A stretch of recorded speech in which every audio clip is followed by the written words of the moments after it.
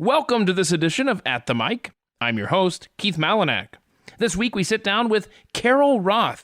Carol is the go-to source on all things financial, but she's got a different career goal these days. We talk to her in just a moment. But first I want to tell you about aprcoffee.com, American Pride Roasters Coffee. See, when Dave Matthews recently came to me and asked me about some of the tastes that I love, macadamia nuts came up, and before you knew it, he'd created the At the Mic macadamia nut blend, and I absolutely love it.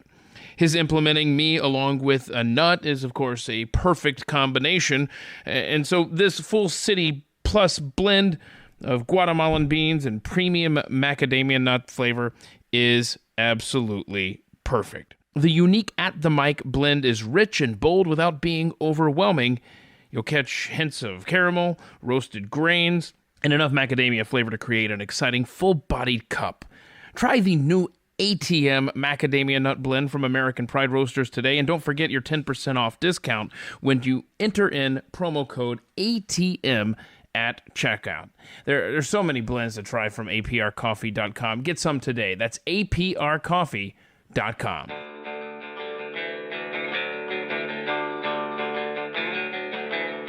You're listening to At the Mic with Keith, an independent podcast production. Carol Roth is my guest this week on At the Mic.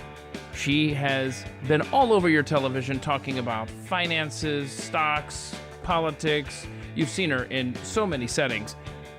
But there's one that she really wants to pursue. We're going to discuss that and so much more. Here's my conversation with Carol Roth. Carol Roth in studio.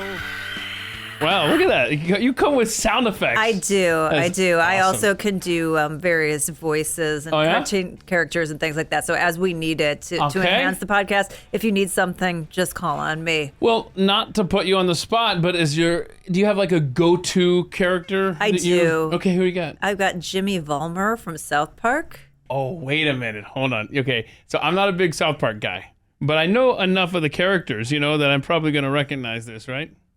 You should. Because I might be able to join in, maybe.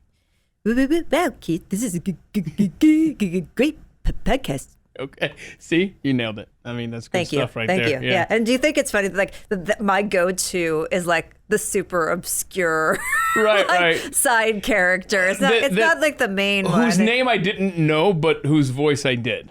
Well, fantastic.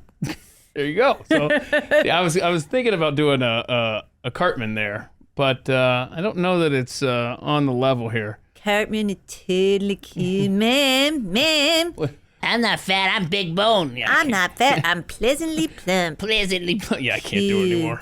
It's been 20 years since I tried that. I'm glad there's an edit button available to me for this podcast before I post it. We're off to a fantastic start here. Well, speaking of like cartoon characters and stuff, off the air when we were doing our mic checks and everything, you and I were talking about The Simpsons. Yes. And how I've enjoyed Disney Plus. If for nothing else, I can enjoy the catalog with my kids going through it. And I'm in a segment in time here in the late 90s, early 2000s where I wasn't watching the show as often as previously. And so I'm just for the first time, I'm discovering some of these shows. But I'm wondering at what point it's going to become awkward, like certain situations or something like that. I mean, it's pretty tame compared to other shows. But I don't know what's around the bend on some of these, sitting there with my kids. And then I got to thinking, wait a minute, my kids watch Parks and Rec, they watch The Office. I've dropped a That's What She Said around my kids. I don't know that I should be that concerned with The Simpsons. But you were talking about your own childhood with shows, right? I was going to say, so, I'm Gen X. So our parents didn't supervise us at all, and Wasn't it great? I remember, I saw Porky's when I was 8, and you go back Revenge of the Nerds, which in a sense you think is kind of this. It's not at all. I mean, it's got all kinds of ridiculous adult themes. But we watched all these movies. Obviously, didn't grasp some of what we saw. Did grasp some of what we were seeing, and our parents were just kind of cool. Good luck to you.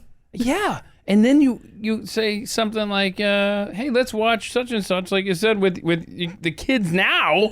And I'm like, okay, you guys got homework or anything going on? Because, oh my gosh, it's an experience, what we remember differently from our childhood than when we experience it But later. I still remember the Revenge of the Nerds song.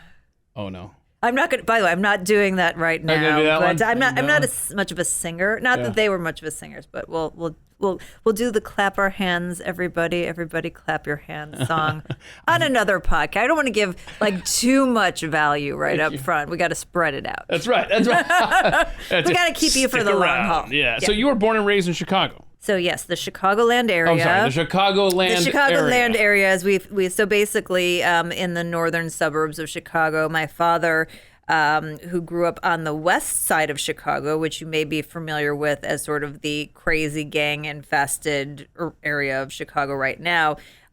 He grew up there, and funny enough, he was in one of the first Jewish gangs. The Funny Fellows, which was created basically because they were getting picked off for being Jewish. You know, the other kids in the neighborhood, the Italians and the Irish kids and whatnot, were ganging up. And so they said, well, we're going to all create this club, this gang. And if you mess with one of us, you're going to have to fight with all of us. So, like, this is all going to explain a lot about me. But he grew up there. Neither of my parents went to college, ended up moving to the North Shore of Chicago when it was still kind of like farm country. And eventually all the like lawyers and doctors moved in. So I really benefited because all of my neighbors were really smart. So even though my parents had no clue on what to do, I could see what the other kids were doing and go back, and my parents would be like, oh, okay, that's great. Yeah. Go for it. I need a shirt, though, that says Funny Fellows. You need the jacket. So the Funny Fellows jacket.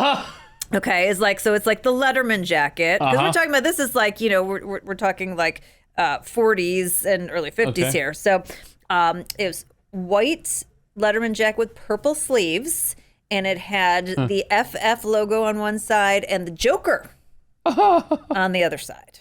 And the reason they came up, and then of course you get your name embroidered as well, which my dad was Bugsy, after Bugsy Siegel, because he would go bananas from time to time. Nice. And then this was a gang? This was a gang. Yeah, Wait, they were bad dude Jews. Yes.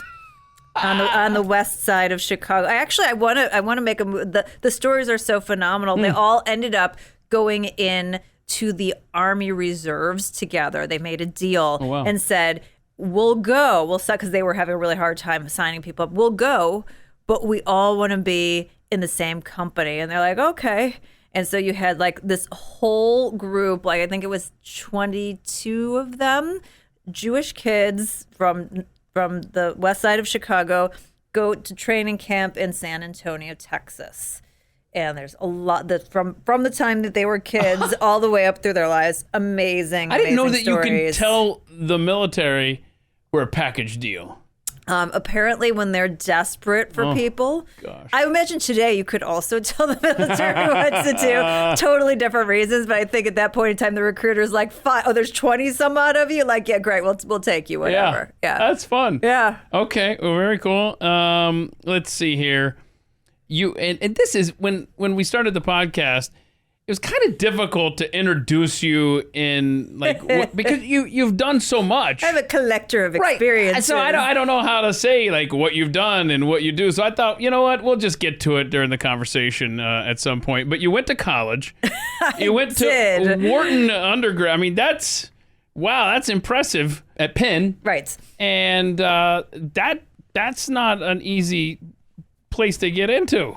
No, I mean, it was pretty spectacular. Again, since neither of my parents went to college, I get into the best undergraduate business program. And this is where, even at a young age, I had sort of this rebellious streak because, all of the guidance counselors like, oh, you need safety schools. Like, oh, I don't know if you should apply to the business school. And I'm like, I'm going to the business. Like, if I'm going to bother doing it, I'm going to go to the business school. Like, screw you. So, I just decided to follow my gut on that one. And it was this whole discussion with my father. My father was very financially savvy, even though he didn't have sort of a traditional background in finance or the education. And so it was this whole like, okay, well, if you're going to go, like, you're going to have to take out loans, and how much are you going to make, and are you going to be able to pay it off? Because I'm certainly not paying for it, and I don't have any money and whatnot. And, I graduated from school back in 1995. Yes, I was 5 years old. Back Amazing. amazing. I was an amazing prodigy. And I had $40,000 in college debt back then, and I paid it off in a year and a half because that was the deal with my father. There was no debt in my family. You do nothing until you pay your debt off, and that's kind of the focus. Yeah. So, what's the college experience like there? I just imagine. So, okay. So there's some like funny stuff here. There's some dark stuff here. Oh no. So I loved high school. Like I had, the typical like John Hughes, which all, by the way, all happened on the North Shore of Chicago. Like that was basically my high school experience. I love high school. I had the best time ever. And college was very much a means to an end for me. Like I didn't really enjoy college. It was a really good education, was the right thing to do. But, I started drinking when I was 14, so I had outgrown it by the time I went to college. So it was like, I just was ahead of the college curve. And then I had a tragedy happened. My boyfriend, my senior year of a year and a half, was killed in a car accident. Oh, man. And on a trip that he had invited me to go along on. And again, with my independent streak, said, no, I'm going to go home and see my family, just relax and whatnot.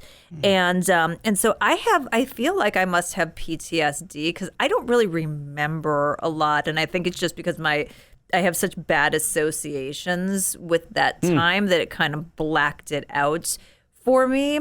So, it was a great school in terms of the fact that I went from there into investment banking. I had a phenomenal start to my career. I met my husband. Like there's so many great things, but it wasn't like, oh, let me tell you about all these like fun, amazing things that happened in college. Yeah. It was a thing that I did. Yeah. Yeah. Well, and like you alluded to, I mean, you did so much afterward that, I mean, you're still doing it obviously, but I mean, listen to this list here because this is what's so fun about the email that I send out where I just say, look, just briefly explain.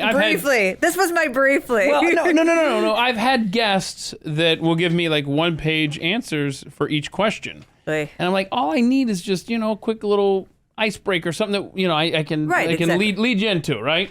But I love this when it comes to briefly explain your job. You're like, no brief. So you went into investment banking first? So I started working when I was 12. Oh my gosh. Yeah, so I started working. I told actually before that, I babysat. I sold hawk stuff around the neighborhood, whatever. But my first, where I got a government took money out of my paycheck scenario was when I was 12. I told my dad I wanted to go to day camp, and he signed me up to work in the kitchen of the day camp. So for 8 weeks, I made peanut butter and jelly sandwiches and cleaned dishes and brought things to people, which, by the way, great life lesson because you realize at a very young age that you don't want to work in the kitchen of a day camp for the rest of your life. And I worked all through high school and whatnot. But yeah, my very first official job out of school was in corporate finance / investment banking, which most people don't even know what that means. Yeah, I sure as heck don't. So basically, we are advisors to companies on major financial decisions, usually allocations of capital. So we helped companies raise money in all different kinds of ways, privately, publicly, and whatnot. And we also did mergers and acquisitions.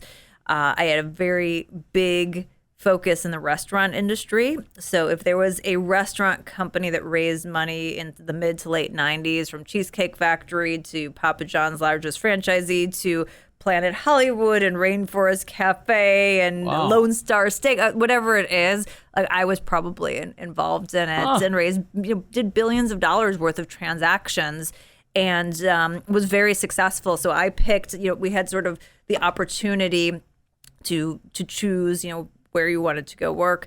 And we'll circle back to this, but remind me to ask about I'm going to remind you to ask me about the job interview for this. But I ended up going to a boutique investment bank instead of one of the big bulge brackets in New York because I never really wanted to be in New York. And they were very much a meritocracy, which really appealed to me. So most of the time you spend about 3 years in investment banking, then you get kicked out, you go back, you get your MBA for 2 years, then you can come back as an associate, then you spend 3 to 4 years, then you become a vice president, whatnot.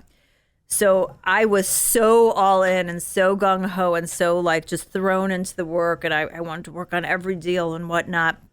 And I was also a very fierce advocate for myself when I did things successfully, that I was a vice president and an officer by the time I was 25 years old. My goodness. So that was just an amazing experience. And as I said, I met my husband in the company gym there and actually helped him transition. We're both recovering investment bankers. So I helped him transition from the trading floor and sales trading where he started to investment banking and shift his career trajectory.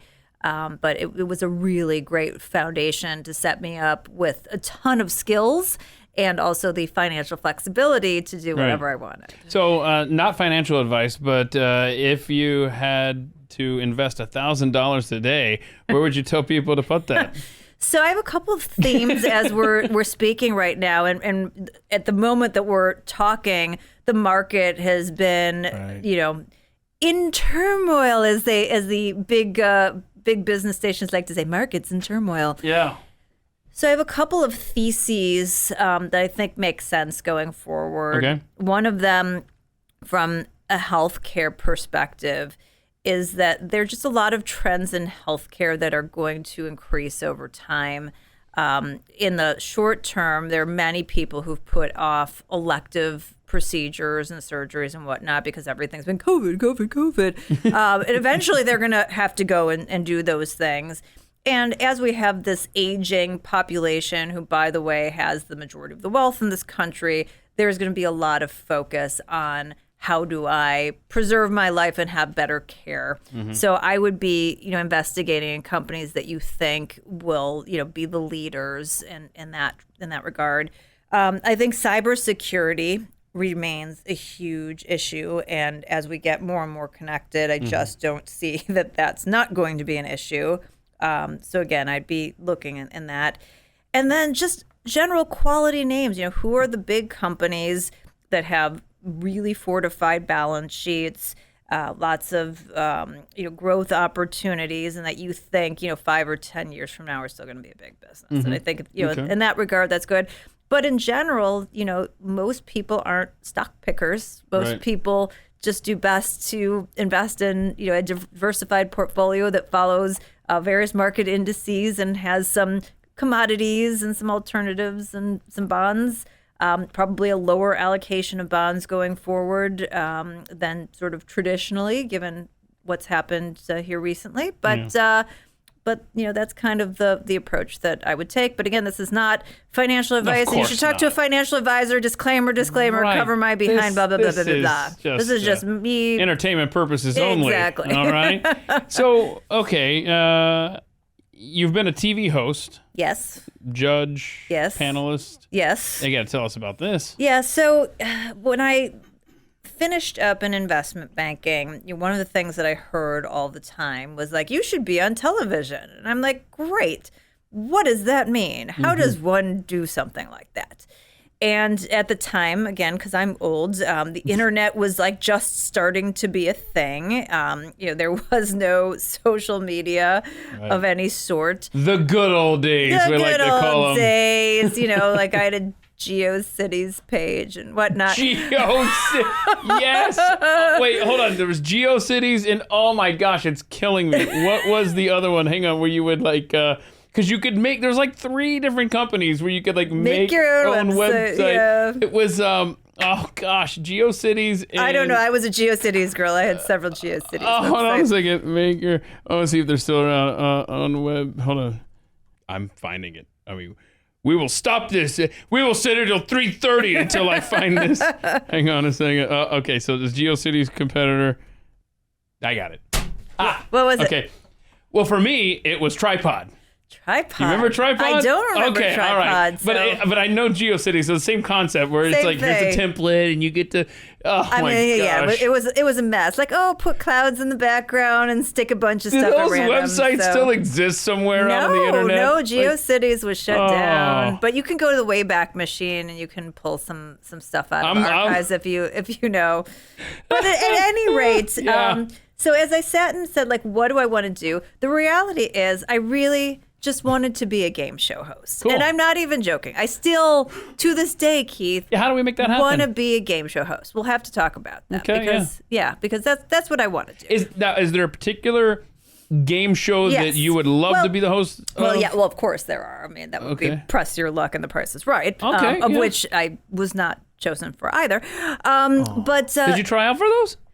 no, well, I sent a letter when I heard about Press Your Luck. I sent a letter to the producer, and I had friends of mine in the game show world push it. I've never tried for Price is Right because Drew Carey's had that position for quite some time. I miss Bob Barker. But yeah, I mean, so that's why. So in terms of the type of game show, is I want one where people are really excited and they can win like fun stuff, and there's like some sort of like randomness or what. I just don't want a smart game show. Like I would never want to be the host of Jeopardy. I know there was that whole thing going What around. about Let's Make a Deal? Oh yeah, let's make a deal for sure. That sounds perfect. But I want, or you know what, Family Feud as well. Okay. So like, I love Steve Harvey is like Yeah. my idol when it comes to this kind of thing. He's good. And I love anything where you can like banter with the contestants and make fun of their faux pas, and where they get really excited and they jump up and down and we can all be excited together. So that kind of a vibe, not like let's show how smart you are. I mean, that's the rest of my life. You wouldn't I want to could- do Jeopardy, for example. no, I'm definitely not interested in Jeopardy. So at any rate, so I wanted to be a game show host. I knew that was probably not going to be step one. But one of the things I felt was a good use of my time was to be able to put out content for small business. Because when I was an investment banker, small businesses would call me up and say, hey, I need advice. And I was like, you couldn't afford like a retainer a day, whatever, of the investment bank. But I'll try to be helpful because I like to try to be helpful to people. Yeah. And so I said, this using media is a good way for me to, at scale, be able to reach all these small business owners who are getting really bad advice in a way that was meaningful. Like, don't start a GeoCities page. Right. Oh, I actually had an online show on CNBC called "Don't Quit Your Day Job Yet," so that kind of gives you the vibe. Nice. But at the time, I said, well, what's something I can control? And I had my brother-in-law had like a video camera, and so he would come over and we would find people to ask questions, and I would do kind of a Q&A kind of thing. Oh, nice. And also, people who were thinking about starting businesses, like telling them if they had what it took, and like putting those out, onto like my pages and whatnot. And that's kind of how I started. Yeah. And I used that to transition to radio, and I used radio to transition to local television. I used local television to transition to national television, doing mostly business kind of stuff. And then I got to Fox Business in about 2011-ish or something. Uh-huh. And they're like, well, can you talk about politics? And I'm like, well, give me 10 minutes. I can talk about anything. I'm a really good researcher. Oh, wow. And so I knew nothing. Nothing about, I hated politics. I didn't care. I didn't watch the news. And all of a sudden it's like, you're going to be a commentator. And so to think about where I am today, that I've, kind of switched, the big linchpin there actually was CNN with Piers Morgan's show. They were doing all of these very late night specials when Romney and Obama were kind of, going after each other in 2012. And they're like, well, Mitt Romney's a private equity guy, and we don't know anybody who knows what private equity is and can talk. No, seriously, can talk about that background. So you'd be great for that. And of course, then I'm like the class clown on the panel, like just making jokes and whatever. So Piers loved that. So he kept having me back because everyone's like giving their very wonky takes, and I'm like making jokes about like sports figures and Curious George and whatever I could bring in. Nice. And that really so then like I'm like, a trusted person for like the presidential campaign, which again is hilarious. But then, then you get entrenched in something, and now I know way more than I ever wanted to know, but it was totally not intentional. I just wanted to be a game show host. Yeah. That was it. Well, we're going to make that happen. That's going to be our goal. But you've worked at a fur salon before? What the heck is a fur salon? So, as I said, I worked all through high school. So I did a lot of retail. And there was, at the time, it was more acceptable to wear furs. Yeah. My grandfather from Russia was a furrier. That's, what he did. And so they were looking for somebody to like kind of help for the summers where you probably don't know this, but when you have a fur coat, you need to keep it in a cool temperature. So during the summer, you put it into storage so that it's put in an appropriate environment and the pelts don't dry out. So this is a huge business, or at least was, for furriers and fur salons, retailers, whatever you want to call them. And they would call all their customers and they would bring them in and they would, tag them and put them into storage. And for me, it was like this. First of all, it was hilarious that they hired like a high school kid to do this, but I presented very mature, and it was a quick study on what the different stuff is because I've always been very into fashion. And so it was great because they like paid a commission on top of your minimum wage. So every fur that you came in, that you were the person who like tagged and identified. Wait a minute. You put your initials on. Well, you weren't roaming around town looking for people that wanted to store their furs. No, Why it was were you great. earning a commission? So they gave us the list of people. Don't you argue call with it. them, Just- their yeah. customers. Oh, okay. Right? So there it was some calling Yeah. involved. So they said whatever, but it didn't matter. Even if gotcha. they just walked in, if like 3 people were helping someone and you happened to be the person, that person had 5 furs. And at the time, I think it was, I don't know, a couple bucks, That's cool. It's like, wow. So I made bank, so much so that I also came back after my freshman year of college and worked there again. So I Okay. was a good employee. That's right. Well, Yes. So on your resume though, today, if it's just sitting on Today, a, I do. you don't put the Yeah, I fur work for salon? myself, so I don't. I have a board CV because I sit on boards of directors. But I don't know. Like, you don't have I don't the go fur back. salon? I don't put the day camp on. I don't, don't put put the the fur- Gap, which I also worked at the Gap yeah. multiple How times. was that? I liked it. Okay. I'm a weirdo. I liked it. But you also answered here you ran a football pool. That doesn't seem like a job. Well, it was a money making endeavor, Wait a minute. right? You made money off of, you were a bookie. So it wasn't a bookie because I didn't take 2 sides. This is what I did.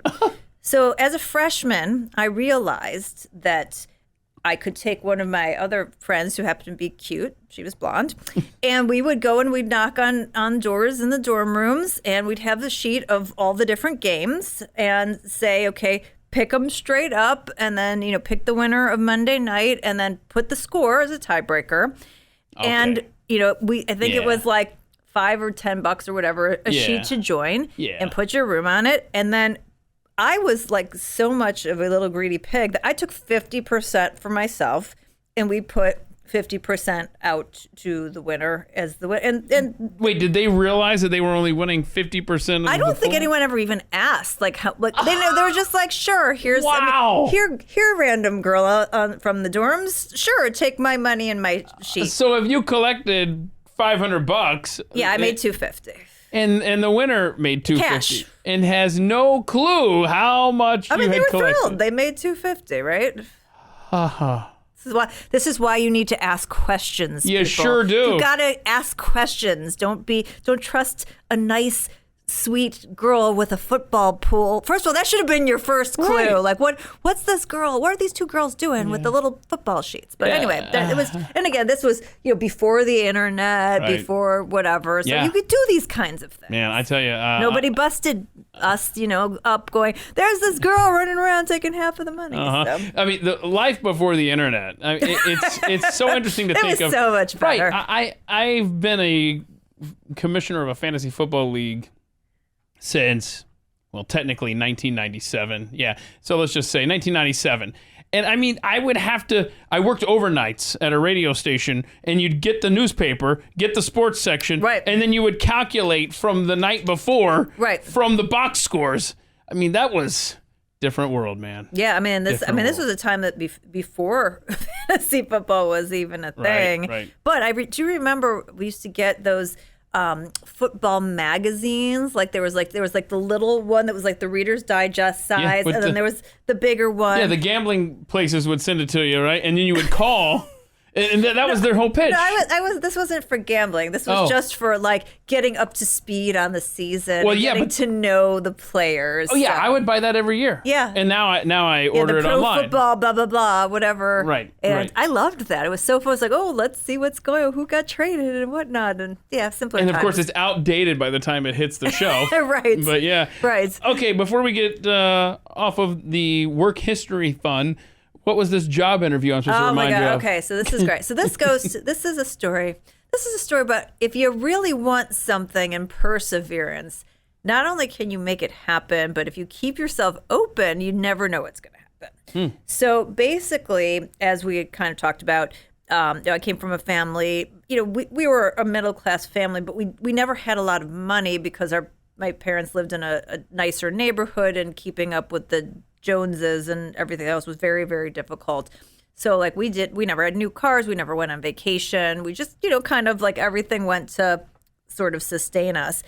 And when I was in college for the interview process, particularly for investment banking and some of these, kind of higher profile jobs, what would happen is if you got past the first round or two of interviews, the final interviews, they would fly you out to the location, or if you were, Philly to New York, probably take the train to do an on-site interview, so you could see where you were going to work and you could meet with a whole bunch of partners and whatnot. So as I'm dropping resumes, I noticed there's this investment bank in San Francisco. And I'm like, oh man, I've never been to San Francisco before. If I drop my resume and I make it through the interviews, I could go and get a free trip to San Francisco. Nice. Didn't know anything about the company, didn't care at all, wasn't interested, whatnot. But I really wanted a free trip to San Francisco. So I got, my resume was selected. I get ready for the interview, and lo and behold, I have a conflict. My conflict is, and again, it's so random, only happened once, but this is my life. I was competing in the Miss Illinois pageant on the same day that my interview was scheduled for. Oh, boy. So, which probably opens up a whole bunch of other questions, but let's just roll with that for now. So I called the head of recruiting and I said, listen, I know it's going to sound weird, but I really want to come interview with you. I'm really interested. I have this conflict. What's the conflict? It's a beauty pageant. You gotta be kidding me. You're telling me you're gonna miss an investment banking interview because you're gonna be trotting around in a beauty pageant. I said, this is what I'm telling you. And the guy's like, listen, I don't know. Call me back. Ooh. So I called him back. And then he'd say, call me back. And this dance went by. And 15th, 6th, 17th time I called, he said, you are the most persistent MFer I have ever met in my entire life. Fine. You can go to New York. One of our partners will be there. You can meet with her, at this, hotel suite, whatever kind of thing that we're going to have. And I'm like, I don't have any money. Could you pay my train ticket to go to New York? And he's like, fine. So at this point already, I'm like pushing the envelope. So go and I have this great interview with this lady who I loved. And I did. I got out and I got my free trip to San Francisco. Okay. And I hate San Francisco. Right. I'm like, this place is just the worst. It's not me. But lo and behold, I love this firm. So this is Montgomery Securities. This is a meritocracy. This is a place where, former Olympic athletes, come in and sort of transition their career, and where young people are doing all kinds of stuff. And they were working on this cool stuff and tech. And I'm just like, oh, man, I really like it. So that's who I ended up going to work for. So none of this happens. Okay. It's just as we unfold this, none of this happens if I don't want a free trip to San Francisco. Yeah. I'm not persistent despite the odds of it never, seemingly should have. You wore that guy down. Something that shouldn't have happened. And then keeping an open mind. Like if I was just, if I went in there with the attitude as, well, I got my free trip, I'm not going to try.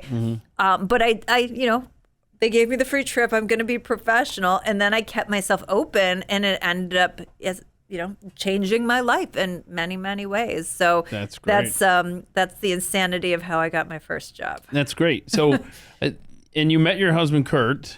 Yes. And you guys have been married almost 25 years now. So we've been together almost 25 in October and married almost 23. You guys have no pets.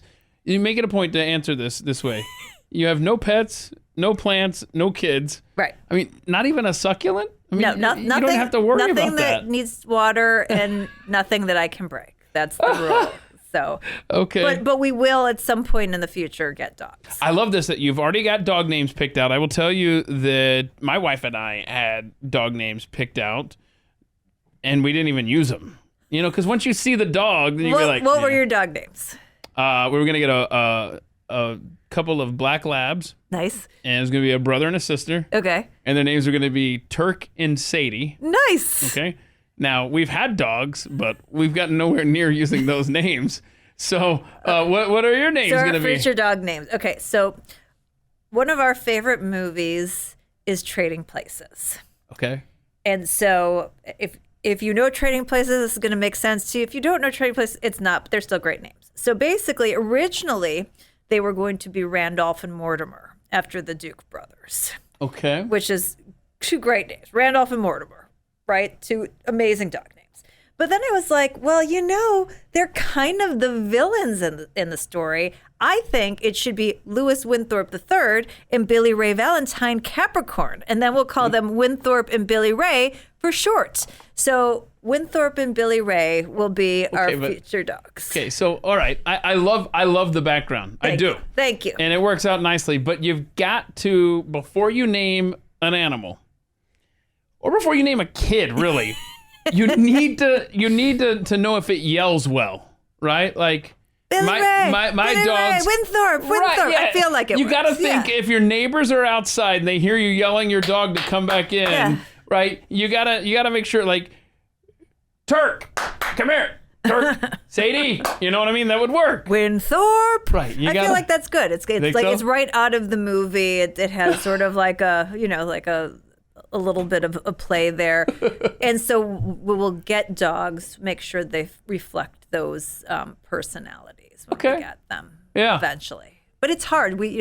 So being, folks that don't have kids and that, travel a lot for work, we spend a lot of time moving around and living in a very unusual way. Yeah, where do you live? So I live in downtown Chicago in a condo, like many floors above, right on the river.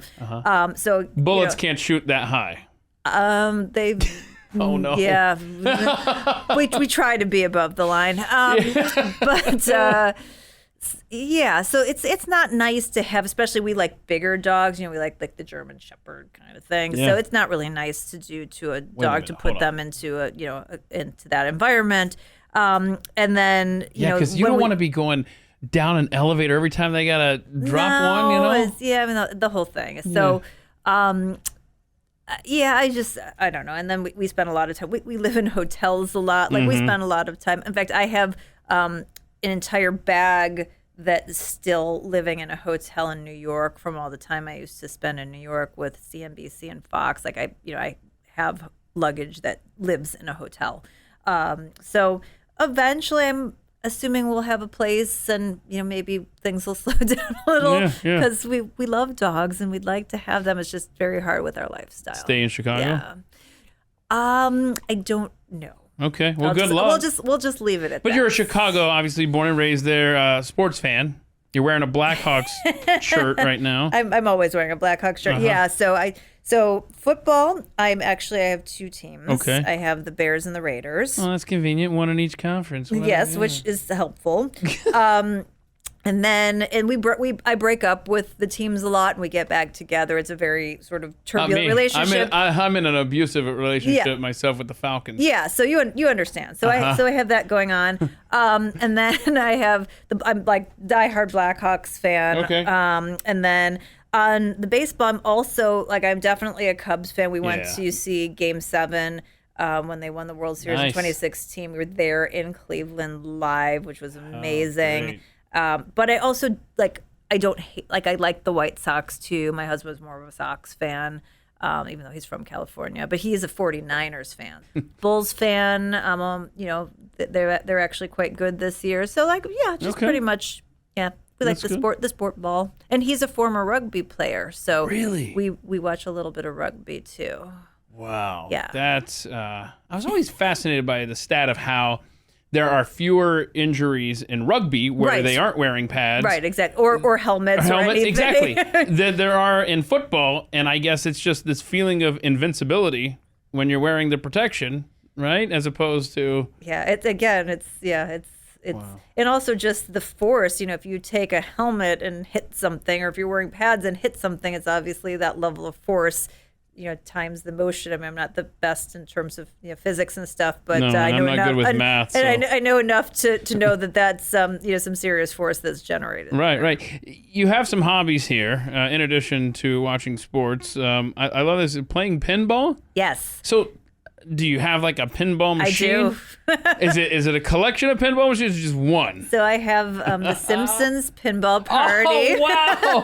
Wow. How cool is Go that? full circle. So, what's great about it?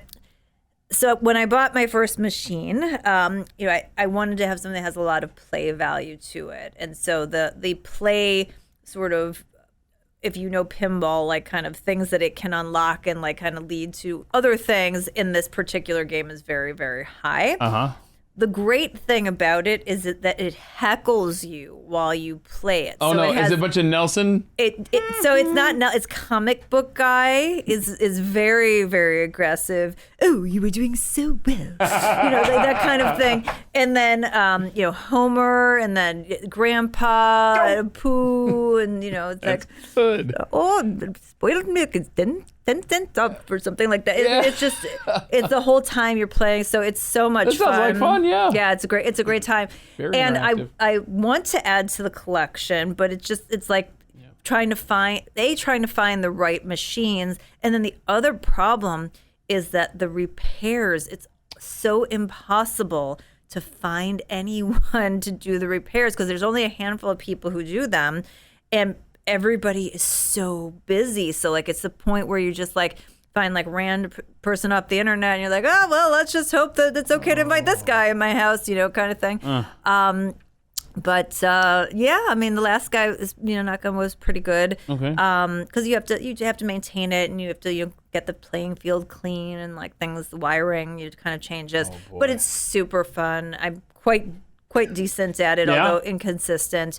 Maybe you need a... And when I get my bigger place with my dogs, we'll definitely have a lot of them will probably have a Pop-A-Shot and some skee ball too. right. But it's So- just, again, the condo living isn't sort of conducive Yeah. to having so many of them. And so what happened is then, of course, I get them. And then the family's like, oh, that's fun. So my cousin got the Metallica one. So when we go over to his house, we play that one. And so you kind of spread the love, as I always say, it's kind of like a boat where it's better to have friends sometimes that make the investment than for you to make the investment. There you go. yourself. Good thinking there. In fact, my husband once said to me, he's like, okay, so when we get our boat in the future, what should we name it? And I said, the depreciating asset. There you go. There it is.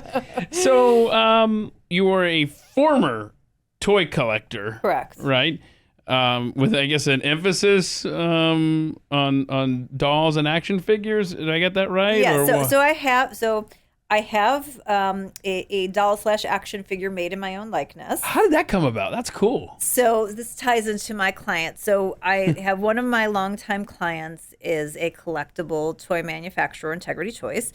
And one of the things, so we basically design and implement fan clubs and ways that you can engage with your members and customers and clients and whatnot. So for almost 17 years now, we have run this this sort of collector club for Integrity Toys that has grown into basically their entire marketing center for the company. And it's a phenomenal company. And so one of the things that they did when I wrote my first book, as I said, could you make me one of the doll/action figures that looks like me on the cover of the book as a marketing promo? And at the time, they were able to do that. It's not something they probably could have done today, but at the time they were. And so that was a way for me to promote my book. That's awesome. Which has, kind of other stories behind it. Where could you get a Carol Roth action figure? You can get them on eBay. You can find it. Like if you type in Carol Roth action figure, Carol Roth doll, you'll see lots of weird things that people have done. But because I don't actively collect anymore, because once you see behind the scenes, you're kind of like, okay, I'm on the other side of this now. But I do still have a handful of collections. My sort of premier collection that I have for anybody who was a Star Wars fan in the 80s and had those little 3 3/4-inch Kenner Star Wars action figures. I have the female version, which was called the Glamour Gals. They were 3 3/4-inch fashion/action figure hybrid things that they created based on the success of those Star Wars figurines. And they only ended up selling them for like 3 years. So I have the largest and most complete collection in the world, including a lot of the prototypes for the collection from the year that was never released, and a bunch of stuff. And the great part is because they're so small, they don't take up, and there was only so many years worth, they don't take up that much space. So I can still kind of just shove it back there. Let me tell you something. I've got a place for you to check out. I know you're down here in Dallas right now, and you're probably flying in and out of here. But if you're ever in a vehicle driving, let's just say between here and Chicago, you got to stop off at a place. It's right off the interstate, right off Interstate 35 between Dallas and Oklahoma City. It's a town called Paul's Valley. Okay. And there is a toy museum that I've been in. Cool. I mean, it is something else. Let's see if I can get these pictures to come.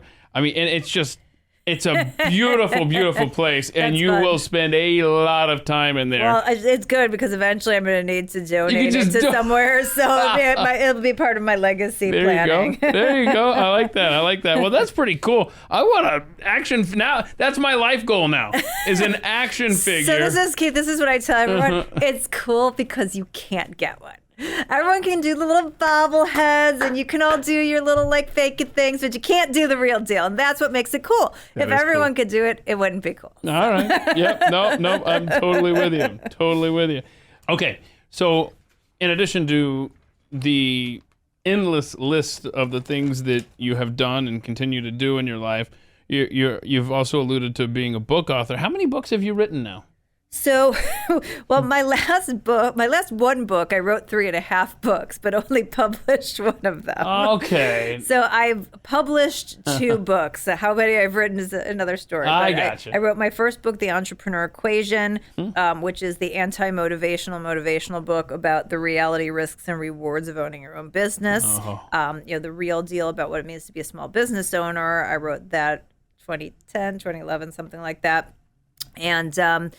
And never at that time did I think that the biggest risk to being a small business owner was the government coming in and shutting you down. But because that was the biggest risk, HarperCollins then came to me and I wrote The War on Small Business, which was originally called The Looting of America, which I kind of wish we would have called it that because I really feel like that's what it was. It's really more about. And then it was Too Big to Succeed. And then it was The War on Small Business. And also, fun fact, since we're sharing behind the scenes stuff here, is that when they did the covers, we had a lot of struggle between me and my editor on what the covers, because I really wanted to lean into the war analogy and he wanted to be a little bit more cutesy. So I came up and I mocked up, I took one of theirs and I put bullet hole, kind of graphics all over it and sent it back. And he's like, no, we're not doing Not going to do that one. But I feel like that would have been a better cover. But no, we came out. There's really no graphic on it. It's just the words are the graphics, but they did a really nice job with it. Very cool. Yeah. So you can write with both hands. I can. That's pretty impressive. Yeah, ambidextrous, Yeah. as they like to call us. Ambidextrous. See, my talent is just like writing upside down. Like, Oh, okay, that's good. I don't know that it's very practical. Well, Yeah, actually, that's good. I found a use for it here on the show on Pat Gray Unleashed, where I'm able to write for the camera there. I picked that up, as I've discussed on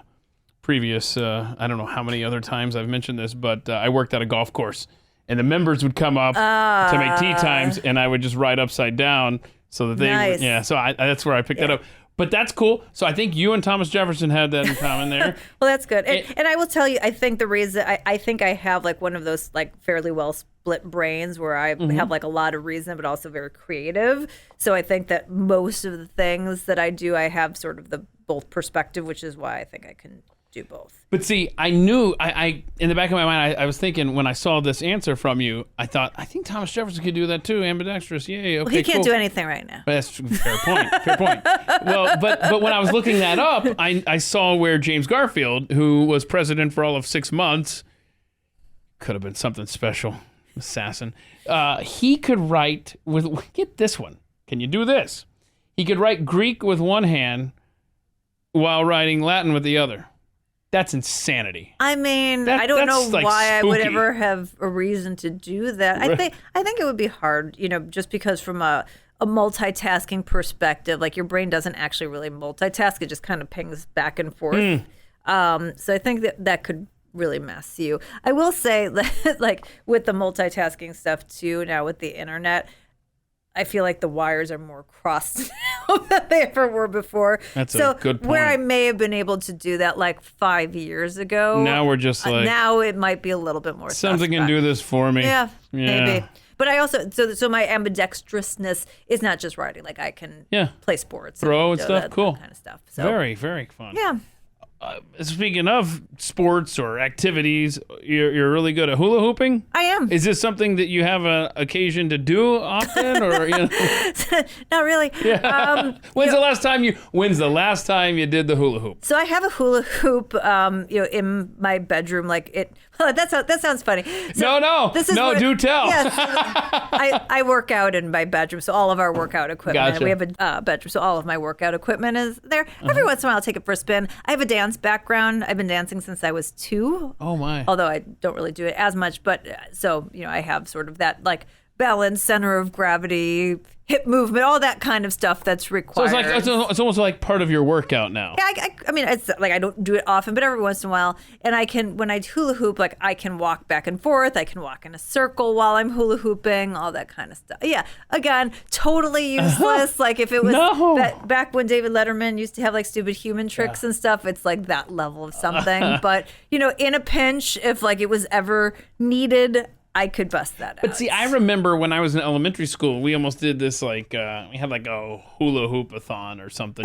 Sure. There was jump rope for heart, right? Where you would just jump rope for hours. I jump. By the way, I travel with jump ropes, cross ropes. Look at that! Yeah. Wow. Okay. By the way, I'm still 5 and think I'm on the playground. So wait, yeah. So you don't travel with your hula hoop then? That'd be kind of tough to get in the overhead compartment. Yeah, it doesn't go on the plane. So here's my question: have you ever tested your abilities to see how long you can hula hoop without stopping? Like, what's your longest you think you could go? Oh my god! I mean, without hitting the floor. So here's the problem: is that I would get bored before I could physically. It's kind of the same thing. I feel like at this point, I've lost my competitive edge for things I don't care about. Like that back at younger, like I was super competitive about everything. Now only when I care. So it's kind of how I feel like about going on Survivor when they have those challenges and they're like, oh, you can drop out for some chocolate, and people are like, no. I'd be like, okay, yeah, I'm dropping. Like, see you later. So I feel like I don't have the mental fortitude, but like I physically, I mean, I'm probably as long as I needed to. I mean, it gets boring. It's repetitive. It gets boring. Listen, I mean, it's a circle. It's a circle going around. Yeah. I mean, how long can? But once you got the motion going, I mean, there's no reason why you shouldn't be able to do that for a long time. So I don't know. I mean, I couldn't do it for more than 30 seconds, maybe. Right, but that's the thing is once you get over like that tipping point. So if you could work your way up, but your body mechanically needs to know how to work that way, and usually it's a lot of guys, especially guys who don't have that background, aren't so good at that. See. Yeah. Let's talk about the biggest turning point in your life? You've lost both of your parents. I'm sorry. But when your mom passed away, you list that as biggest turning point in your life. Why is that? Yeah. So, I had just come off of, as we talked about, losing my boyfriend in college. And so, I'm a year, I'm like throwing myself into my work, trying to get over that. My mom's diagnosed with leukemia. So you were young. Yeah, she was 49, Oh, so man. at the time, and then, by the time she was, 50, it kind of full-fledged. She passed away the day after her 51st birthday. So there's just so many things that, like, a confluence of events. I didn't go through the grieving process because I had just been through it with a boyfriend right before that. And oh, by the way, then after that, my stepmom and then my dad and this whole thing. So I internalized a lot of grief, which had like severe physical, like I got really sick, years later and had a lot of, kind of illnesses that I had to contend with because I had this kind of grief that I had never processed that built up in my body. And I think there are a lot of decisions that I've made that, I don't know for sure, but might have been different. Like the fact that I don't have kids and my sister doesn't have kids, like maybe if like our mom was, in our lives and we hadn't gone through this loss and I don't know for sure, but I think that it's possible that we may have made different or had the help, had people to help us with these things. So I just feel like a lot of things that have happened, good and bad, sort of hinged on this situation. And then for me, it was like, as I say, compounded because I had just been through this grieving process. So for me, that was just, when I can control things, they always turn out fine. But there's just a lot of things that are external that you can't control. Right. And you can only control your reactions to. And I think that was just a big one. And then also just the fact of like not having your mom. Like I never knew my mom as an adult, which is weird. Yeah. Like my dad, passed away, but he was 77. I had my whole, adult life with him. Like it's still really sad and it's still young, but it's not, my mom's day after 51st birthday. So. Right. It's just weird, like all these like life events, like, she didn't get to see my wedding, like just, things like that, which just are just, hang heavy. So no, I can't imagine. So that makes sense. That makes sense. How that could have, you'll never know how that affected you. No idea. I just know it was profound. Yeah. And everything else, the way I view life, and as somebody who's reinvented themselves, and we've only covered like a part of the way, is I just feel like there's always different opportunities and things. You can always turn things around. But like something like that, you can just, react and grow from it. There's no like real like reversing. Yeah, reversal of that. So I just feel like that's a big turning point. Understood. Yeah. So in your life, you've crossed paths with numerous celebrities, politicians, famous people along the way. Yeah. So are there any that stick out, whether good or bad, that you could discuss here? Experiences that you've had? I mean, probably that you're willing to discuss? So probably the most fun I've ever had. I was a judge on a reality TV show with Mark Burnett called America's Greatest Makers. It was a tech competition show.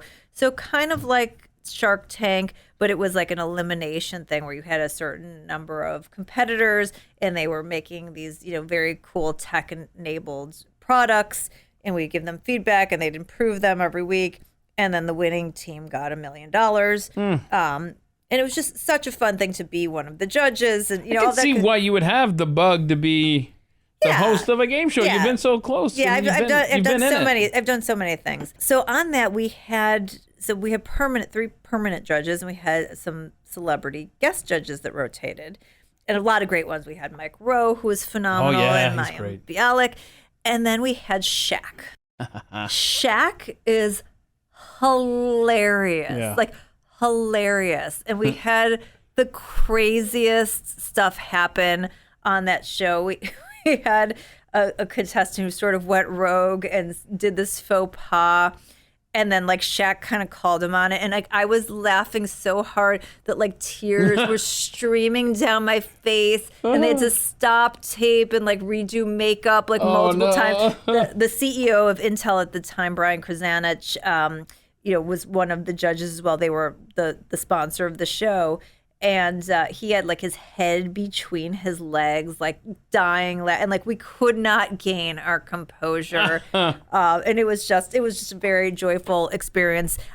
One of my favorite things to do is laugh. I spend 90% of my time laughing. My husband jokes that like it's comedy for one, that I just tell myself jokes and crack myself up all day long. So like anything where like laughter is involved, and in particular like laughter at that level where it's just like, full body is just amazing. And That's fun. Yeah, so I really enjoyed working with him. But I, in general, like I'm not one of those, like I'm not that into like people. Like I've never had a hero. I've never been like, oh, like this person. I just like the work product that people put out. So when there's like a celebrity or a like I might be a fan of their work, but I'm not necessarily a fan of them. Right.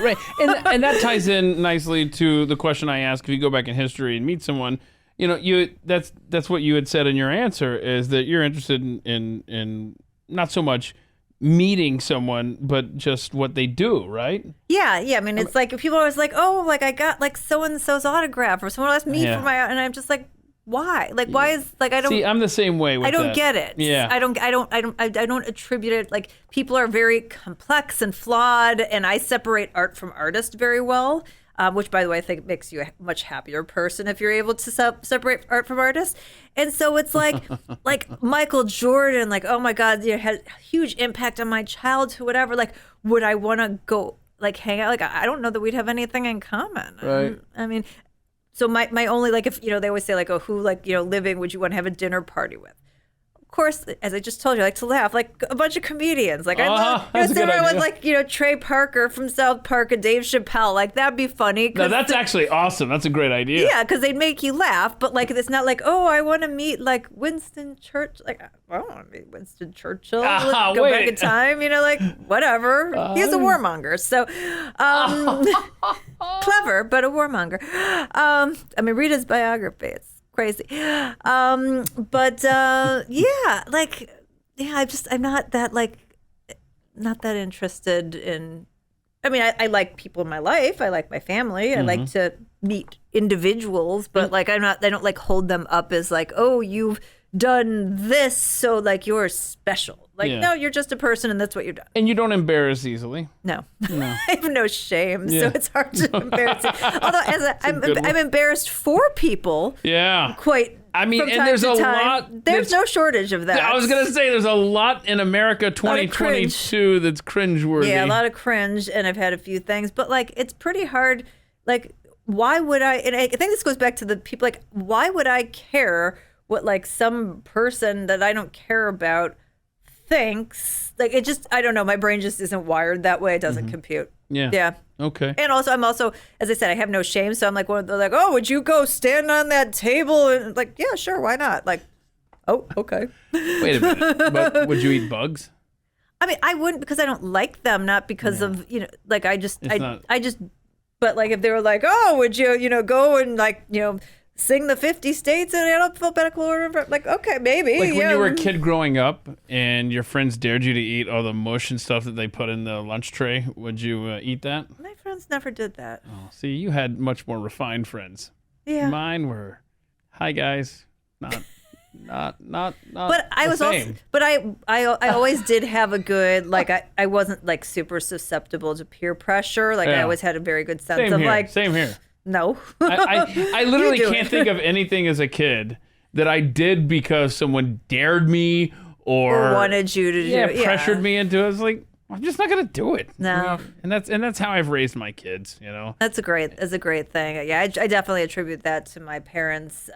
Both my sister and I, we have a very strong sense of self, which is, I'm sure has some downside, but I think has worked out well for both of us. Yeah. Yeah. That's good to hear. Have we covered pretty much everything? I mean, I want to tell people. Wait, that laugh says no. I mean, I think it's enough to give people a good idea of what's going on. Is it like everything?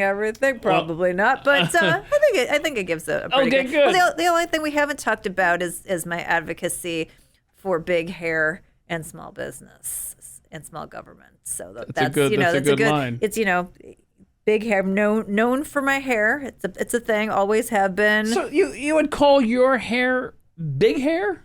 Well, it depends on the day. So we would have on Twitter from time to time Big Hair Fridays brought to you by capitalism. But my hair can get very large, Well, you should as move needed. to Texas. So then. You'll that's fit what I've right in. heard. Yeah. Because I was just gonna say, it doesn't look. Yeah. Well, there's a lot big. of. Well, okay. So, but here is we've had it like styled and tamped down. Right? Okay. Oh no, here she we goes. do like like a little like this kind of thing. Yeah. You could kind of see. Yeah, there you go. Yeah, there we go. Okay, now we're getting there. That's very good. Just so since y'all didn't see it, I did a little hair flip, a Yeah. little white snake Well, video kind of thing. White steak. Okay, so I've got to take your picture for the thumbnail for the podcast. Do you prefer that it goes back to like a more styled look, or are we going with the big I hair? honestly don't care. This will be fun. So on Twitter, people can find you at Carol J.S. Roth. Right. And the War on Small Business book. Right. That's is there a specific place you want people to go on the interwebs to find this stuff? Again, but I'm thrilled to have you purchase it. So purchase it wherever. But we're talking about supporting small business. Right. So if you can buy it from a local small business bookseller, that money will go back into your community. If you just want to support small business, then bookshop.org fulfills from small business booksellers. I as well. didn't know that. Yeah, so it's a So great if place. I want to make a purchase, I like the convenience of it being online. Exactly. But I want to help a mom and pop shop, but Exactly. maybe I don't want to drive to wherever they are. Right, because you're like Bookshop.org. Yeah, and not every book is carried by them, but a lot of them are. That's good to Yeah, know. and you can see it's really cool because you can actually see from your purchase, how many dollars goes to the retailer, and then they have a running tally of how much they've given to small business booksellers, or not given, but you have, I love helped that. make the way too. So does it show where the store is based at, or? I don't think it does. No, Okay. I think they just kind of. I mean, I'm sure probably when it's sent to you, it does, but That's never pretty sort cool. Of looks, yes. And futurefile.com. Yeah, so FutureFile is one of my many businesses. It's a legacy planning system. So if you have not, whether it's for yourself or if you have aging parents, figured out all of your wishes and information, and I'm talking like everything from like your spare key to your passwords online to like where you want to have access to all this information. This helps you create a roadmap to make sure that you've organized all the information, and then gives your loved one the roadmap so that if something happens to you, whether it's an emergency, incapacitation, or passing, that you have all the information. This was my dad created the prototype right before he passed away from my sister and I, and we used it for him, and we took what he did, and we were sort of, making sure other people have that. So futurefile.com on that. I'm listening to this, and after going through the nightmare that was losing my dad and the aftermath from that, this sounds absolutely incredible. It literally will save you like hundreds of hours, maybe $10,000, and like a lot of stress and grief. And we're very, very fortunate that our father did. I mean, it's still not pleasant to do, but to just be able to know where all of the information is to know. And for our dad, it was in particular.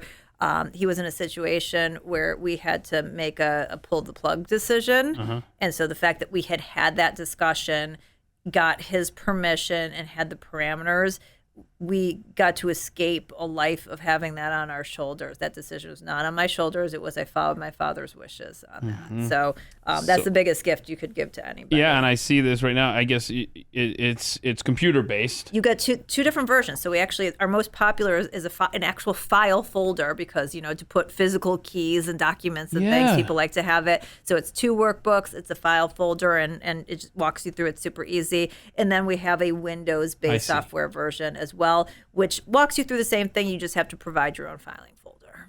This is and it's super cheap. It's under $100. I was about to say One-time it's purchase. reasonably priced and everything. This is a passion project. This is a help people get organized kind of thing. Futurefile.com. Yeah.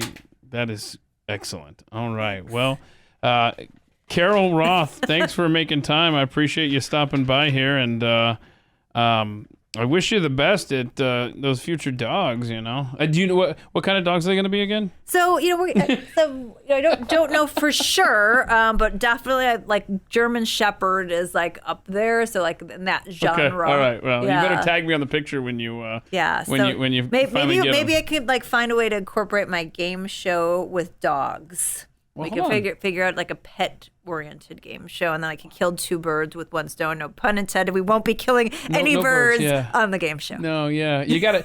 Unfortunately, in our society today, you have to We have to be very clear. Otherwise, people are like, she hates animals. Okay, hold on. Let's think. Let's think for a second.